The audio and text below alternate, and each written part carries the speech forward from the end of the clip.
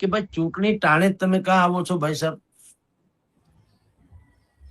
એટલે પાક લણવાનો થાય ત્યારે જ ખેડૂતે ખેતરમાં જવાનું, વાવતી વખતે નહીં, નિંદામણ કરતી વખતે નહીં, માવજત કરતી વખતે નહીં, પાણી પાતી વખતે નહીં, ચકલા હોકારતી વખતે નહીં, ખાલી પાક લણવા જ જવાનું.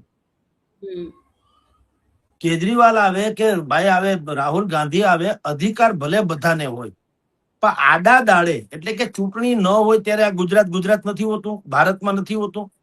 ગુજરાત છોડો, જ્યાં પણ ચૂંટણી હોય ત્યાં ઈ આપણું રાજ્ય. તો તઈએ તમને એવો ટાઈમ કા નથી મળતો કે એક વખત આટો મારીએ? આપણે હગાવાલા જે છે એના પ્રસંગમાં જ જઈએ છીએ કે આડા દિવસે નથી જતા? આપણે પ્રસંગમાં તો ફરજિયાત હોય. આડા દિવસે ક્યારેક ફોન ફટાકાઈ કરીએ છીએ ને હગાવાલાને, કેમ છો કેમ નહીં, ભલે કમસે કમ સેતુ સંબંધ સંપર્ક જળવાઈ રહી એટલા આટલું ફોન કરીએ છીએ ને.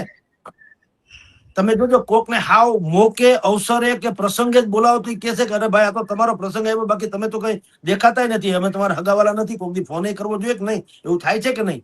તો રાજકારણીઓ એમાં પાછા ભાજપે આવી જાય. એમાં કઈ કેજરીવાલ, આ તો તમે વાત કાઢી એટલે હું કેજરીવાલ નું ને રાહુલ ગાંધી નું કહું છું. તો ભાજપે કઈ દૂધ ધોયેલા નથી. એ અહીંયા બીજા રાજ્યોમાં આવું થતું હોય કે ચૂંટણી હોય ત્યારે તીડના ટોળાની જેમ તમે ત્રાટકી પડો છો. આડા દાડે કેમ નથી જતા? કોઈ દી ખુશીથી કોઈ આવ્યો નેતા સાંભળ્યું કે ભાઈ કાંઈ કામ નથી? માની લ્યો આ કેજરીવાલ હોય કે અહીંયા ભાજપના નેતા હોય કે કોંગ્રેસના હોય, કોઈ પણ રાજ્યમાં ચૂંટણી વગર કે ભાઈ ચૂંટણી બૂટણી કાંઈ છે નહીં, સરકાર જેની હોય ને જે હાલતી હોય હાલે, અમે અમસ્તા આવ્યા છીએ તમારે બધાના ખબર અંતર પૂછવા. એવી યાત્રા ક્યાં કોઈએ કાઢી? આજ સુધી હિન્દુસ્તાનમાં કોઈએ કાઢી કે એવી યાત્રા કાઢું કે ભાઈ ખબર અંતર પૂછવા, ભાઈ કેમ હાલે છે? ભલે અહીંયા ધારો કે ભાજપની સરકાર છે તો કેજરીવાલ જેમ અત્યારે આ ખેડૂત આંદોલન, એ તો ચૂંટણી આવી એટલે, પણ વગર ચૂંટણીએ રાહુલ ગાંધી કે કેજરીવાલ કે ભારતીય જનતા પાર્ટી બીજા કોઈ રાજ્યમાં એવી યાત્રા કાઢી મત લેવા જેમ જાય છે એમ કોઈએ કાઢી કે ભાઈ કામ કરો, અમારી યાત્રા છે આખા રાજ્યમાં 20 દિવસ 25 દિવસ ફરશે, જેટલા તાલુકા કે જેટલા જિલ્લા એટલા દિવસની યાત્રા, બરાબર? તમે યાત્રા કાઢો અને બધાને એડવાન્સ કહી દો કે ભાઈ અમારી યાત્રા છે એ તમારા ખબર અંતર કાઢવા માટેની યાત્રા છે. કોઈ મત માગે તમારો દીકરો, અમારે કઈ જોતું જ નથી. હવે તમે દઈ દીધા જેને મત, અને જેની સરકાર હોય નહીં, એમાં કઈ વાંધો નથી, જે હોય તે. પણ તમારા હાલ હવાલ પૂછવા અમે આવીએ છીએ. કેમ છો ભાઈ? બધું બરાબર છે? સારું હોય તો સારી વાત છે. એમાં કઈ ભાજપ હોય કે કોંગ્રેસ હોય કે આમ આદમી હોય, છે તો ભારતના ને, પાકિસ્તાનના તો છે નહીં. તો માની લો કે આમ આદમી પાર્ટીની સરકારે પંજાબમાં સારી રીતે ચાલતી હોય તો એમાં કઈ વાંધો નથી ભાઈ. ટૂંકમાં જનતાને હિત મળવું જોઈએ, એમાં બેનર ગમે હોય. એવી ઉદારતા વાળી કોઈ યાત્રા કોઈએ કાઢી નહીં. કેજરીવાલ આવી ગયા, રાહુલ ગાંધી આવી ગયા, હવે હજી બીજા બધા આવશે. શું કામ? ચૂંટણી છે, બસ આ જ માથાકૂટ છે. લોકતંત્રમાં સૌથી મોટો ડકો છે ને એ આ છે કે ચૂંટણી સિવાય તમને પ્રજામાં રસ નથી. પછી 12 માસ અમારે છાતી કૂટવાની, એ અમારા રોડ નથી ને, એ અમારી લાઇટ નથી, અમારે પાણી નથી, અમારું આરોગ્ય નથી, અમારું શિક્ષણ નથી, અમને સલામતી નથી. પણ તમે પ્રજા પણ શું કામ નથી પૂછતી? ભાઈ આડા દાડે તમે ક્યાં જાઓ છો? રાજકોટમાં અહીંયા મહાનગરપાલિકામાં ભારતીય જનતા પાર્ટીનું શાસન છે. કોર્પોરેટરો 74 કે 72 ચૂંટાય છે. કોર્પોરેટરો 18 વોર્ડ છે, 18 ચોક 72, 72. તમે કોઈ પણ રાજકોટમાં ગમે એ ગલીમાં ભૂંગળા લઈને નીકળી જાવ, કોઈને પૂછો તમે છેલ્લે તમારા કોર્પોરેટરને ક્યારે જોયા હતા? 90% તો નામે ખબર નહીં કોર્પોરેટર કોણ છે. બોલો હું કરી રાજા રામ જાણે. પ્રજા એમને કોર્પોરેટર સુખી. તો જનતા સવાલદાર નથી ને, એટલે જે છે ને સરકારો કે સત્તાધીશો કે રાજકારણીઓ બેજવાબદાર થઈ ગયા. કારણ કે તમે સવાલ જ નથી કરતા કે ભાઈ તમે અત્યારે આવ્યા શું કામ? ભાઈ અમે અમારી રીતે છે, અમે અમારે હાલ પે છોડ દો, અમે તુમસે કુછ ન ચાહીએ, એવું કોઈ કહેતા નથી. આવ્યા એટલે બધા હવે હું મનોરંજન માણતા હોય એમ આને સાંભળી લો, આને સાંભળી લો. બધાની કોમન ને કોમન તમને જનસંખ્યા જોવા મળે. રાહુલ ગાંધી આવે તો એટલા, કેજરીવાલ આવે તો એટલા, અને અહીંયા ભૂપેન્દ્રભાઈ આવે તો એટલા. પ્રજા બધામાં ભેગા થાય, મેળાવડાની જેમ જઈ આવે, ખાઈ પીને છૂટા. કોઈ હરામ બરોબર મંચ ઉપરથી કે એમાં કોઈને લાગી આવતું. બધાને ખબર છે હવે પોતપોતાની વાવણી કરવા અને લણણી કરવા આવ્યા છે, પાક લણવા. પણ જે છે ઈ એની મેં તમને વાત કરી કે અત્યારે 15 જેટલી મનપા, કારણ કે પેલા જે હતી એમાં 9 નવી મહાનગરપાલિકા થઈ. નડિયાદ, સુરેન્દ્રનગર, આણંદ, નવસારી, વાપી, મોરબી, ગાંધીધામ, પોરબંદર અને મહેસાણા આ નવી થઈ. એમાં પહેલી વખત ચૂંટણી થવાની. અને શહેરી મતદારો મોટા ભાગે માનવામાં આવે છે કે ભારતીય જનતા પાર્ટી તરફી હોય છે. એટલે આ ચૂંટણી મનપાની 15 મનપાની, 84 એટલે 84 નગરપાલિકાની પછી 34 જિલ્લા જે છે એમાં 200 તાલુકાની અને 34 જિલ્લાની આ જેને સ્થાનિક સ્વરાજ્ય કે છે આ એની ચૂંટણી થવાની છે. આપની જાણ ખાતર મોટા ભાગે એપ્રિલ કે મે માં આ થવાની છે ચૂંટણી, રાઈટ? ટોટલ જે મનપા કહેવાય, શહેરી વિસ્તારો કહેવાય, એમાં 1.10 કરોડ નાગરિકો મત આપવાના છે. અને ટોટલ જે આખી ચૂંટણી બધી થઈને સ્થાનિક સ્વરાજ્ય જેને કહેવાય છે 15 મનપા અને 84 નગરપાલિકા અને 11 એમાંથી પાછી નવી છે ઈ 34 જિલ્લા અને 260 તાલુકા અને આ બધાયનું તમે ગણો તો ટોટલ મતદારો કેટલા છે? 4.18 કરોડ. આમ જુઓ તો 4.25 કરોડ નાગરિકો પોતાના સ્થાનિક નેતા પસંદ કરશે એપ્રિલ અથવા મે માં, રાઈટ? અને એમાં 90 રાજ્યનો 90% વિસ્તાર આવી જાય છે, બરાબર? એટલે એને સેમી ફાઇનલ કહેવામાં આવે છે કે ભાઈ આ સ્થાનિક હાવ ગામડા ગામથી માંડીને નગરપાલિકા સુધી કોનું વર્ચસ્વ છે, એમાં શું છે તારણ મળી આવશે. જનતાનો મૂડ શું છે? માની લો કે ભારતીય જનતા પાર્ટી રિપીટ થાય ચારેક, જેમ અત્યારે મોટા ભાગમાં ભારતીય જનતા પાર્ટી છે એ રિપીટ થાય તો 2017 ની 27 ની ચૂંટણી થવાની છે એમાં ગોદડું ઓઢીને હોઈ જાય ભાજપ વાળા, લેર કરો, આપણે હજી ભગવાન દયા છે, કાંઈ વાંધો નથી. પણ જો કંઈક આડા આવડું થાય તો ઈ એલર્ટ થઈ જાય કે ભાઈ ક્યાંક ડખો લાગે છે, મહેનત કરવી પડશે. આમ છતાંય અત્યારે જે ભારતીય જનતા પાર્ટી મહેનત કરે છે એવી મહેનત કોંગ્રેસ અને આમ આદમી પાર્ટીએ શરૂ કરી છે. કોંગ્રેસની થોડીક ઓછી છે, આમ આદમીની વધુ દેખાય છે. કિસાન આક્રોશ યાત્રા અને સંકલ્પ, બોલો ભાઈ રાજુ કરપડા અત્યારે સંકલ્પ યાત્રા લઈને નીકળ્યા. હવે બધા ના ધ્યાન છે ને ખેડૂત ઉપર છે. આમ આદમી પાર્ટી, કોંગ્રેસ અને આ રાજુ કરપડા જેવા અપક્ષ, અત્યારે અપક્ષ, પછી કોઈ પક્ષમાં જાય જુદી વાત છે, પણ આ બધા કિસાન કિસાન કિસાન. કોઈને હરામ બરોબર કિસાન ઉપર પ્રેમ હોય તો પણ આને સહેલાઈથી પોતાનામાં ઢાળી શકાય.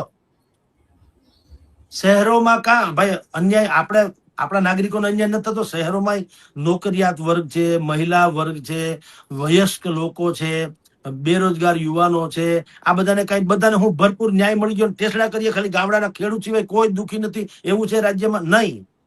પણ આપણે બધા તથાકથિત રીતે ગણો તો પણ એવા તો શિક્ષિત છીએ જ કે આપણને કોઈ ઉલ્લુ ન બને. આપણે ધારીએ અને મત આપીએ, પછી ભલે આપણા મત ખોટી જગ્યાએ આપણે નક્કી કર્યું તો ખોટી જગ્યાએ, પણ આપણને તમે મને કયો એમ હું મત આપી દઉં એવું નથી માનવામાં આવતું.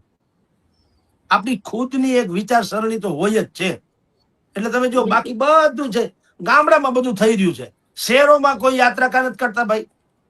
અહીંયા ક્યાં મેં તમને કીધું બધાના લીલા લહેર છે, એવું તો છે નહીં.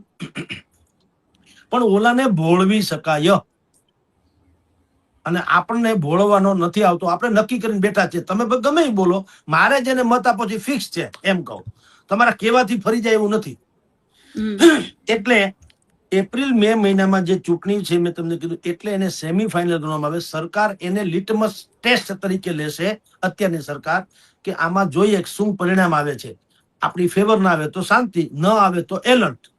અને ભારતીય જનતા પાર્ટી અને આમ આદમી પાર્ટી એના માટે પણ આ એસિડ ટેસ્ટ જેવું છે. કારણ કે આમ આદમી પાર્ટી અને કોંગ્રેસ તો વર્ષો જૂની છે, જુદી વાત છે, એને બેઠું થવાનું છે. આમ આદમી પાર્ટીએ પોતાનું અસ્તિત્વ જે છે એ એલાન કરવાનું છે. હવે જોઈએ છે શું થાય તે. એટલે એ પરિણામ ઉપરથી 2027 નું ભાવિ નક્કી થશે દરેક પક્ષનું. આપણે કઈ નીતિથી આગળ વધવું એમ. કારણ કે 2027 માં ચૂંટણી છે વિધાનસભાની. મેઇન તો એ છે, આ બધું તો સમજ્યા જેવું છે. આ ખાલી છે ને ટ્રેલર છે, પિક્ચર તો પૂરા બાકી 27 માં થવાનું. પણ ઓબીસી અનામત 27% જે છે એની જાહેરાત થયા પછીથી આ ચૂંટણી બહુ મહત્વની બની ગઈ. કારણ કે બધા લોકો ઓબીસી ઉપર અત્યારે ધ્યાન આપી રહ્યા છે. પેલા તમે જુઓ કેવું હતું, લેવા કડવા પાટીદારોની વાત હતી ને, ચુવાડિયાની વાત હતી ને, ઘેડિયા કોળીની વાત હતી, તળપદા કોળીની વાત હતી, રઘુવંશી બ્રહ્માંડ. હવે તમે જુઓ ઓબીસી નામનું જે ચિત્ર છે, Jagdish Vishwakarma OBC, Isudan Gadhvi OBC, Amit Chavda OBC, આ બધું ઓબીસી ઓબીસી. હું કામ? ઓબીસી જે છે ને બહુ વિરાટ વ્યક્તિત્વ જેવું છે. એમાં 70-74% બધા નાગરિકો આવી જાય વાયા મીડિયા. એટલે ઓબીસી ની જે જાહેરાત થઈ એ પછીની આ પહેલી ચૂંટણી છે એટલે મહત્વની છે. એસી એસટી જે છે એને અનામત જે આપવામાં આવી છે એનું રૂટીન છે, એમાં પાછું રોટેશન છે, રોટેશન. એટલે પણ આ ચૂંટણી જરાક મહત્વની બની રહેવાની છે. અને 50% મહિલા અનામત, એટલે કે જેટલી તમે બેઠકો ટોટલ હોય છે એની 50% મહિલાઓને ફાળવવી એવી પણ વાતો છે. જોઈએ કોણ કેટલામાં ફાળવે, જુદી ઘટના છે.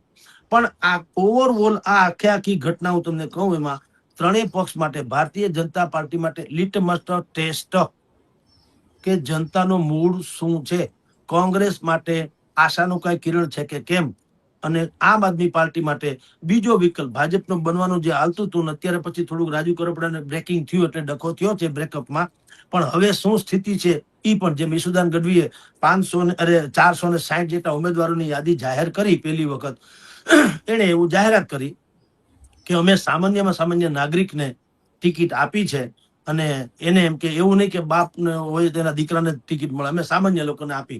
પણ સામાન્યને જ આપી પડે ને, બધી જગ્યાએ ક્યાંથી તમને કેજરીવાલ કે ગોપાલ ઇટાલિયા મળી જાય, એવું તો હોય નહીં. એટલે સામાન્યને આપવી જ પડે, અને આપી તો સારી વાત છે. આ તો બધાએ સામાન્યને આપવી પડે. તમે જોજો, એટલે તો કોઈ બહુ નામ ઉપર જતા નથી, કારણ કે આવા હજારોની સંખ્યામાં બેઠકોની ચૂંટણી થાય, કોણ લડે? જે તે ગ્રામ્ય પંચાયત, તાલુકા પંચાયત, જિલ્લા પંચાયત, એમાં જે તે લોકો હોય એમાં એ ગામમાં જેની ઉપજણ હોય, થોડોક કાર્યશીલ હોય, થોડોક આવડત વાળો હોય, એને ટિકિટ આપે. અને એ એટલો મશહૂર ન હોય કે એના નામથી, જેમ આપણે કેજરીવાલને પછી કઈ ઓળખાણ આપવાની જરૂર ન હોય, કે ભૂપેન્દ્રભાઈ પટેલની ઓળખાણ આપવાની જરૂર ન હોય, એવી રીતના એવા મોટા માથા ન લડતા હોય. એક જમાનામાં જુનાગઢમાં આવું કરવામાં આવ્યું હતું. નગરપાલિકા, મહાનગરપાલિકાની ચૂંટણી હતી, ભારતીય જનતા પાર્ટીએ કોને ઉભા રાખ્યા ખબર છે? તમારી જાણ ખાતર, એક જે કેન્દ્રમાં મંત્રી હતા મહિલા, એને, અને મહેન્દ્ર મસરૂ ધારાસભ્ય ભાવનાબેન, એને ચૂંટણી, કોર્પોરેટરની ચૂંટણી, બોલો, બરાબર. પછી મહેન્દ્ર મસરૂ, એના જેવા લોકોને જે ધારાસભ્ય રહી ચુક્યા છે આટલો સમય, શું કામ? ઈ જુનાગઢની નગરપાલિકા કોંગ્રેસની હતી, એમાં બધા કોંગ્રેસીઓને ભાજપમાં લઈ લીધા, અને શાસન સ્થાપવું હતું ભાજપનું, એટલે આવો ખેલ પણ કરવામાં આવ્યો હતો, બરાબર. એટલે ડોક્ટર ભાવનાબેન જે કહું છું એની વાત કરું છું, એને પણ ત્યાં કેન્દ્રમાં મંત્રી હતા તે. તો સવાલ એ છે, એવા એકાદ અપવાદને બાદ કરતા આ સ્થાનિક સ્વરાજ્યની ચૂંટણીમાં નાના નાના માણસો, ગ્રામ્ય લેવલના, તાલુકા કક્ષાના, જિલ્લા કક્ષાના એવા લોકો લડતા હોય છે.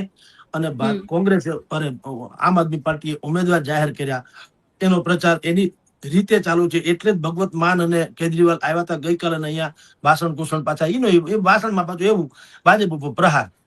તમે યાર બ્લુ પ્રિન્ટ તો બતાવો કે અમે આવશું તો આ કરશું.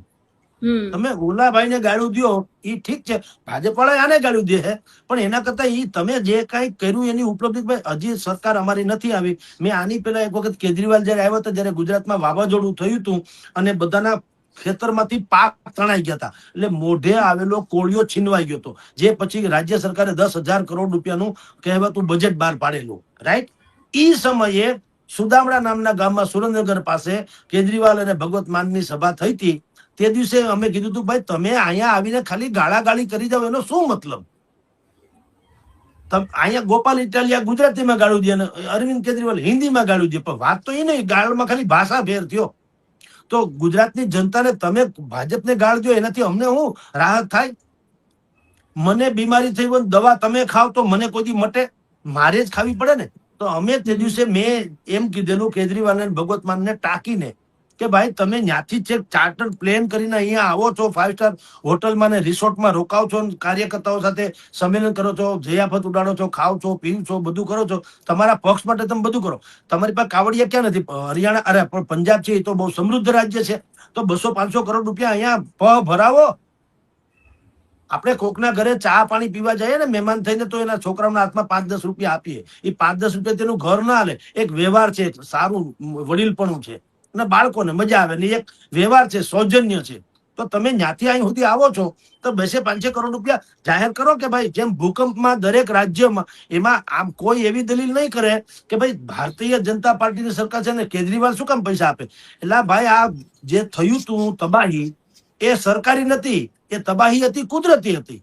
તો કચ્છમાં ભૂકંપ છે તો વિશ્વભરમાંથી સહાય આવી, કોઈએ એમ ન કીધું કે ભાઈ તો ભારતનું છે ને ભારતની સરકાર જાણે ને એ જાણે, અમે શું કામ આપીએ? એવું ન હોય. માનવતાને કોઈ સીમાડા હોય કોઈ દી? તો જો કેજરીવાલે કે ભગવત માને તે દિવસે 200-500 કરોડની જાહેરાત, હજી તો ગુજરાત સરકારે 10,000 કરોડની કરી નથી જાહેરાત, એમને હતું બંધે બંધ. એમાં જો આને બોણી કરી હોત ને, તો અત્યારે આ રખડવું ન પડત મત હાટું, એ ઉભું રહે કે ભાઈ જો અમારી સરકાર અહીં નહોતી, અને અમે એટલા મોટા અમારું તો એક જ રાજ્યમાં સરકાર છે, બીજે ક્યાંય નથી, દિલ્હીમાં હતી એ ગઈ, તેમ છતાં અમે તમારી ત્યાં આવ્યા, ખેતરે ખેતરે ખરખરા ચાલતા હતા અને અમે આવ્યા હતા. અમે અમારાથી ફૂલ ને ફૂલની પાંખડી અમે 200-500 કરોડ રૂપિયા રાજ્ય સરકારને હેન્ડ ઓવર કર્યા હતા કે ભાઈ તમે જે ફાળવો એમાં અમારો આ ફાળો 200-500 કરોડનો. એવું કર્યું હોત તો અત્યારે ક્યાંય જવું ન પડ્યું હોત. પણ આ તો એવું છે ને, લઈ લેવું બસ, લણ નહીં કરવી. મેં શરૂઆતમાં કીધું ને, પાક લણી લેવો છે, કઈ વાવવું નથી, નિંદામણ કરવું નથી, માવજત કરવી નથી, ચકલા હોકારવા નથી, કાંઈ કરવું નથી, સીધું પાક લણી લેવું. ક્યાંથી મેળ પડે? પણ ઈસુદાન ગઢવીએ કીધું એમ, એને ઉમેદવાર જાહેર કર્યા ઓબીસી માટે થઈને બધું. અત્યારે કોંગ્રેસે શું કર્યું, એને ઓબીસી નો આખો ડિપાર્ટમેન્ટ ખોલ્યો. મેં તમને શરૂઆતમાં કીધું ને, ઓબીસી અત્યારે છે ને એ બહુ હાલે છે, એબીસી જેમ એમ ઓબીસી. એટલે એને તો QR કોડ જાહેર કર્યો કોંગ્રેસે કે તમે ઓબીસી છુઓ તો તમે અમને અમારામાં અહીંયા સામેલ થઈ જાઓ કોંગ્રેસમાં, અને અમારામાં જોડાવો એટલે અમે તમને કંઈક વ્યવસ્થા કરી આપીએ એમ. એટલે એને ઓબીસી ઉપર ધ્યાન છે. તમે જુઓ, કોઈને તમારી કે મારી એટલે કે નાગરિકની સર્વાંગી સુખાકારી માટે નામ કાંઈ કોઈ નથી જાહેર કરતો કે ભાઈ અમારી નગરપાલિકા કે અમારી ગ્રામ્ય પંચાયત આવશે તો અમે આ ગ્રામ્ય પંચાયતમાં આટલા કામ જે અત્યારે અધૂરા છે નથી અમે કરશું. કેવું નહીં, તમે જાતિ આધારિત, તમે ઓબીસી છો તો આવી જાઓ, તમે ફલાણા છો તો આવી જાઓ, ટૂંકમાં તમે અમારામાં આવી જાઓ, સત્તા આવી જાવ. જનતા ઘેર ગઈ, જેનું જે થવું થાય. ભારતીય જનતા પાર્ટીને પણ મજા શું છે, એને શું કર્યું છે, એક તો SIR નવી મતદાર યાદી સુધારણા જે કરી છે એમાં લાખો જે બોગસ હતા, જે એ લોકોના દાવા પ્રમાણે ચૂંટણી પંચના, એ બધા નીકળી ગયા, બોગસ હતા એ. એટલે SIR નો એક મુદ્દો એની પાસે છે. વિકાસનું તો એની પાસે વર્ષોથી 30 વર્ષથી એનું શાસન છે, એટલે એમાં કઈ એને કહેવાનું થતું નથી, કારણ કે વિરોધ પક્ષને એ કઈ એમાં તો ટીકા કરી કેમ નથી કે વિરોધ પક્ષે આ કર્યું, કારણ કે સરકાર જ તમારી છે. એક વાત. બીજું, એને અત્યારે UCC નું આવ્યું છે, બરાબર, એની પણ થોડી ઘણી અસર. અહીંયા કાંઈ અસર બીજી લાંબી નથી થવાની, પણ કહી શકે કે ભાઈ અમે તમામ વર્ગના સમાજના લોકોની, એની બેન દીકરીની સુખાકારી માટે આ લાવીએ છીએ, હિન્દુ મુસ્લિમ નહીં. દરેક મહિલાઓને ખાસ કરીને એને એની ગરિમા જળવાઈ રહે એના માટેનો બિલ છે. એ બે પ્રશ્નો વધારે ઉપલબ્ધિ થશે આમાં ભાષણ પોષણ કરવામાં. એટલે મેં તમને ત્રણેય પક્ષનું કીધું, આમ આદમી પાર્ટી, કોંગ્રેસ અને ભારતીય જનતા પાર્ટી, એ ત્રણેય પાસે